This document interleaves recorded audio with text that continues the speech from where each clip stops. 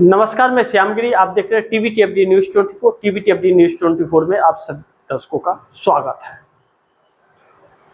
बिहार के अंदर नीतीश कुमार उलझ से गए हैं और नीतीश कुमार के उलझने का कारण पार्टी के अंदर दरार। अब पार्टी के अंदर संग्राम है, कैसे निपटेंगे यह तो वक्त बताएगा, लेकिन सम्राट चौधरी के सीएम बनने पर भी विरोध है कि सम्राट चौधरी पसंद नहीं जेडीयू वालों को। लेकिन क्या समस्या यही है या कुछ और? लेकिन जानकारों का कहना यह है कि नीतीश कुमार की पार्टी में इस बात को लेकर के अब संदेह गहराता जा रहा है कि भारतीय जनता पार्टी का सीएम बनने के बाद अब जेडीयू का सीएम तो नहीं बनेगा, जेडीयू के हाथ में सरकार नहीं बन पाएगी अब बिहार के अंदर कभी भी। इस बात का विश्वास लोगों में बढ़ता जा रहा है। लेकिन इसी बीच संजय झा को लेकर के भी बगावत पार्टी के अंदर हो गई, दो धारा बन गया। एक चाहता है कि संजय झा कार्यकारी अध्यक्ष पर बने रहें और दूसरा धारा चाहता है कि हटा दिए जाए।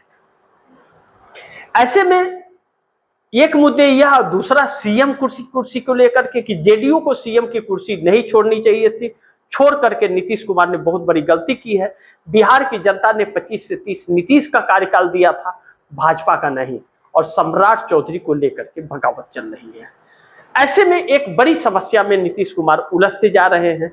अगर नीतीश कुमार अब राज्यसभा सांसद बन गए हैं, अब उनके लिए दिल्ली रहेंगे, तो बिहार में संकट पैदा होगा आने वाले दिनों में, जिसको लेकर के नीतीश कुमार की पार्टी जेडीयू के अंदर घमासान जारी है।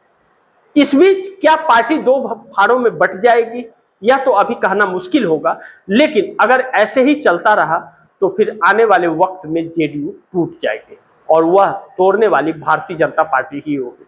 सम्राट चौधरी भी इसी चक्कर में पड़े हैं कि पार्टी टूट जाए। देखना होगा कि नीतीश बचा पाते हैं। इंडिया गठबंधन को जिस तरह से तोड़ा जा रहा है, ममता बनर्जी संभलने की बार बार कोशिश कर रही हैं। कोर्ट से बड़ी उम्मीदें थी कि 60 विधायकों पर उनके तलवार लटका हुआ था और उनका इस्तीफा होगा, उन्हें मान्यता नहीं मिलेगा। लेकिन कोलकाता हाईकोर्ट ने टिप्पणी भी कही थी, यह अच्छा नहीं है और यह सही नहीं है, नोटिस भी जारी कर दी थी, फिर उन्हें मान्यता दे दी। यानी कि कोर्ट भी अब पूरी तरह से कंट्रोल में आ गया है। जो कहता है वह करता नहीं और जो करता है वह कहता नहीं। यानी कि उसके टिप्पणियों पर अब भरोसा नहीं किया जा सकता और किसी इंसाफ का उम्मीद भी उससे नहीं किया जा सकता, क्योंकि उसके फैसले चौंकाने वाले बागियों के साथ होते हैं, पार्टी के साथ नहीं होते हैं, निष्पक्ष नहीं होते हैं, दागदार होते हैं। ऐसे में ममता बनर्जी की पार्टी तो बच गई है, सिंबल बच गया है, लेकिन कब तक इस पर भी नजर बनी रहेगी। 20 सांसदों की सहजता पर तलवार लटकी है, क्योंकि उन सांसदों का एक अलग रुख है। पार्टी नहीं छीनी गई है, पार्टी छीनी गई होती तो सब एकजुट रहते, सब अलग अलग टूटे हैं। ऐसे में 20 सांसदों ने अपने बागी गुट को एनसीपीआई में विलय कर दिया, इसलिए अब पार्टी के सिंबल का दावा भी नहीं ठोक सकते हुआ नियमतः। ऐसे में वह फंस गए कि एनसीपीआई तो प्रमाणित है ही नहीं और लोकसभा के अंदर उसका कोई प्रतिनिधित्व तो भी नहीं है और वह 2024 का लोकसभा चुनाव लड़ी भी नहीं है। ऐसे में उनके ऊपर तलवार लटक गई कि यह कैसे इनको मान्यता मिलेगी। अब उसमें 420 चलेगी, क्या चलेगा यह तो वक्त बताएगा। जब धोखाधड़ी की ही सरकार है तो फिर मान्यता भी मिल जाएगी, आने वाले वक्त में यह भी देखना होगा। लेकिन इसके साथ साथ इंडिया गठबंधन की कई पार्टियां टूट गई। उद्धव ठाकरे टूट गए, महाराष्ट्र में 6 सांसद टूट गए, बिक गए, खरीद लिए गए, बेईमान निकल गए, गद्दार निकल गए, चाहे जिन शब्दों से भी आप नवाज लीजिए। उद्धव ठाकरे की तरफ से संजय राउत तो गद्दार कह रहे हैं, बाकी देश क्या कहेगा यह सोच ले। लेकिन सिर्फ यहीं तक रहता तो बात समझ में आता। 20 विधायकों में 16 विधायक और 29 एमएलसी, 29 जो उनके एमएलसी है वह तोड़े जा रहे हैं। यह बड़ी महत्वपूर्ण बिंदु है। ऐसे में एक बार फिर उद्धव ठाकरे की पूरी पार्टी छीनी जा रही है। शिवसेना उद्धव उद्धव बाला साहब ठाकरे, यानी कि शिवसेना UBT। पहले पिता की बनाई हुई पार्टी को घर में पाला हुआ एक व्यक्ति तोड़ ले गया, छीन ले गया, और अब फिर दूसरा पाला हुआ व्यक्ति उद्धव ठाकरे को छीन ले गया। अब बागी गुट कह रहा है कि शिवसेना UBT उसकी है, तो क्या उसका नाम उद्धव बाला साहब ठाकरे है? तो उद्धव ठाकरे का क्या है? मतलब सब बाला साहब ठाकरे के बेटे बन रहे हैं। मतलब सोचिए कि कैसे कैसे, क्या उनके पिता बाला साहब ठाकरे, या मैं नहीं कह रहा हूं, यह शिवसेना कह रही है उद्धव ठाकरे। अब ऐसे में समस्याएं बढ़ रही हैं। अभी यह सब चल ही रहा था कि शरद पवार की पार्टी टूटने की खबर आ गई कि उनके 6 सांसद भी संपर्क में हैं। अब बड़ी विडंबना है कि जो दोनों एनसीपी एक होने की बात चल रही थी, वह टूट की बात तो चल रही है। अब इस बार कौन टूट रहा है, अभी यह बात तो नहीं आई है, लेकिन संपर्क में बन गए हैं, यह बात कही जा रही है। ऐसे में शरद पवार को तोड़ना बहुत आसान होगा, क्योंकि शरद पवार के पास 10 विधायक और 8 सांसद हैं, तो तोड़ने में बहुत ज्यादा मुश्किल नहीं होगी, छोटी है, जल्दी टूट जाएगी। लेकिन क्या शरद पवार फिर पार्टी बना पाएंगे? जिस तरह पार्टी बना लिए थे टूटने के बाद, नई पार्टी बना लिया, फिर बना पाएंगे? अब उनकी बूते की दम नहीं रहा, बस कभी नहीं रहा, और महाराष्ट्र की जनता ऊब चुकी है। उद्धव ठाकरे और शरद पवार दोनों से ऊब चुकी है, और एकनाथ शिंदे और सुनीता पवार से जो टूट टूट के गए हैं भाजपा के साथ, उनसे भी। और भाजपा का काला चरित्र, चेहरा, चाल चरित्र और चेहरा अब महाराष्ट्र के सामने आ गया है। अब उन्हें एक ऐसा दल चाहिए जो इनको सबक सिखा सके। ऐसे में कांग्रेस का वर्चस्व महाराष्ट्र में बढ़ गया और इकलौती कांग्रेस चुनौती देने वाली हो गई। और इस वक्त लोकसभा में महाराष्ट्र में कांग्रेस सबसे बड़े दल के रूप में है, 13 सांसद। भारतीय जनता पार्टी के 9 और कांग्रेस के 13।